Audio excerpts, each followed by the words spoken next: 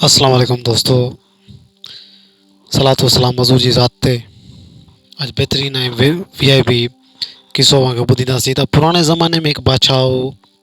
बादशाह थींदो आहे सो बादशाह पंहिंजी राय में ॾिसण जे लाइ शहर जी बाज़ार में आयो त ॾिठईं त हिकु औरत ग़ुलाम आहे जंहिंजो सभ खां वधीक रेट लॻी रहियो आहे।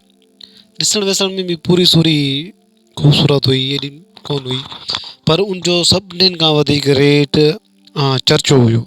छो त अॻे ज़माने में माण्हू ख़रीद फ़रोख्त थींदा हुआ। हिते असांजो आख़िर ज़मान नबी सल्लल्लाहु अलैहि वसल्लम आयो, जंहिं इंसानियत सेखारी ऐं इंसान खे इंसान जो रुतबो ॾिनई।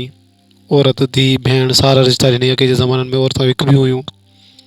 त बादशाह बाज़ार में उन औरत जो ॾिसी करे चर्चो त रेट उहो बि हलियो वियो। उन पुछा कई त छा मसइलो आहे जो हिन औरत जो एॾो रेट आहे, एॾो मुक़ाम आहे। बादशाह हुयो, उनखे त का रोक टोक कोन्हे।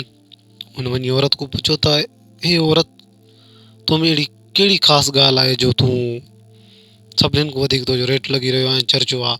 त औरत चवणु लॻी त मां में अहिड़ी ॻाल्हि आहे जो मुंहिंजो एतिरो रेट लॻी रहियो आहे न।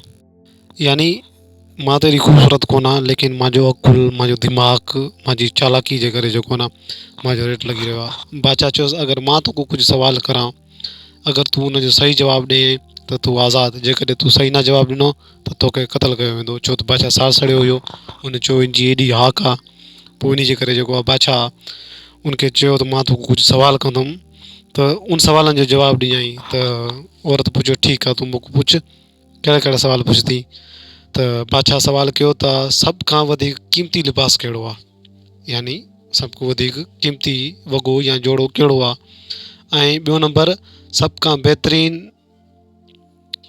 ख़ुशबू कहिड़ी आहे, यानी ख़ुशबू थींदी आहे उहा कहिड़ी आहे। ऐं टियों सुवालु, सभ खां वधीक लज़ीज़ खाधो कहिड़ो आहे, यानी जेको खाइण वारी शइ आहे सभ खां वधीक कहिड़ी आहे। ऐं चोथों, सभ खां नरम बिस्तरो कहिड़ो आहे, नरम पवण जे लाइ सभ खां नरम बिस्तरो कहिड़ो आहे। ऐं सभ खां वधीक ख़ूबसूरत मुल्क कहिड़ो आहे। बादशाह उन औरत खां 5 सुवाल कया। त सुवालु हुया, बादशाह हुयो, सुवालु कयसि, हाणे अगरि जेकॾहिं हिन जो जवाबु न ॾिनोई त मां तोखे क़तलु कंदुमि, जेकॾहिं तूं जवाबु ॾिनो त मां जेको आहे तोखे आज़ादु कराए छॾींदुमि। औरत वरी चालाकी सियाणी हुई, हुन ताजिर खे चयो त मूंखे घोड़ो खाए ॾे, मां आज़ादु आहियां। त पहिरें सुवाल जो जवाबु इहो आहे त सभ खां क़ीमती लिबास कहिड़ो आहे। औरत चवणु लॻी त सभ खां क़ीमती लिबास ग़रीब जो लिबास आहे, जेको उन वटि हिकु आहे। यानी उनखे खटणु कमाइण जी का उमेद कोन्हे, का शइ कोन्हे, त पोइ ग़रीब आहे, उनजे लाइ सभ खां क़ीमती लिबास उनजे लाइ उहो ई आहे। उहो ई उनजे लाइ क़ीमती लिबास आहे। गर्मी सर्दी ॾुख सुख हर शइ में उहो ग़रीब उहो ई लिबास पाईंदो। अमीर त कोन्हे जो ॿियो वठे, सो इहो उहो ई आहे। ऐं ॿियो सुवाल जो जवाबु, सभ खां बहितरीनु ख़ुशबू, सभ खां बहितरीनु ख़ुशबू अम्मे अंबा जी आहे। औलाद जहिड़े हाल में माउ पीउ सां मिलंदी, माउ गंदे मेरे जहिड़े हाल में हुजे, जहिड़े ई हाल में हुजे, माउ को कॾहिं बदबू न ईंदी आहे, न माउ खे औलाद कोई कॾहिं बदबू ईंदी आहे। इहो ई तुंहिंजे ॾुजे सुवाल जो जवाबु आहे, त माउ जहिड़ी ख़ुशबू का ख़ुशबू ई कोन्हे। ऐं तव्हां ॿुधायो बादशाह साईं, त टियों सुवालु, त सभ खां लज़ीज़ खाधो कहिड़ो आहे। सभ खां लज़ीज़ खाधो बुखारी माल आहे। जंहिं इंसान खे बुख लॻंदी आहे न, पोइ उनजे अॻु जहिड़ो ई खाधो हुजे त उहो उनजे लाइ सभ खां बहितरीनु ऐं भलो में भलो खाधो बुखायल पेट जे लाइ उहो ई आहे। पोइ चाहे साग हुजे, दाल हुजे, गोश्त हुजे, जेको कुझु हुजे उनजे लाइ उहो ई बहितरीनु आहे। इहो तुंहिंजे टिजे सुवाल जो जवाबु आहे।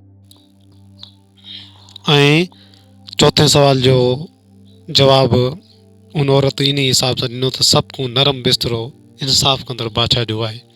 यानी जेको बादशाह इंसाफ़ु कंदो उनखे ख़ुदा आराम जी निंड ॾींदो, जेको बादशाह इंसाफ़ु न कंदो उहो उनजे लाइ अज़ाबु आहे।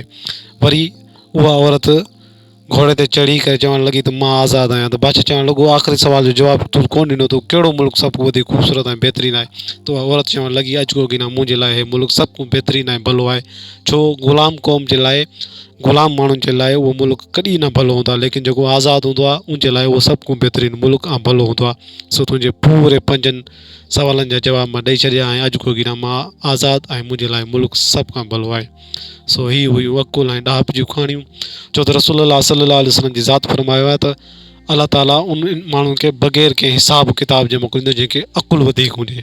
सो अलाह तबारक व ताला जॾहिं अकुल खे पैदा कयो त अकुल खे ई चयईं त हेॾे अचु उहो हेॾे आयो, चवणु लॻोसि पुठिते वञु, पोइ पुठिते वियो त अलाह ताईं फरमायो, ए अकुल, मां तुंहिंजे करे ई माण्हुनि खे जहन्नम में मोकिलींदुमि, तुंहिंजे करे ई जेको आहे मां माण्हुनि खे जन्नत में मोकिलींदुमि। सो उमेदु आहे त तव्हांखे मुंहिंजी हीअ कहाणी पसंदि ईंदी। अगरि जे ॿियूं कहाणी ॿुधणु चाहियो था त मुंहिंजे यूट्यूब चैनल खे सब्सक्राइब ऐं लाइक शेयर ज़रूरु कंदा। महिरबानी।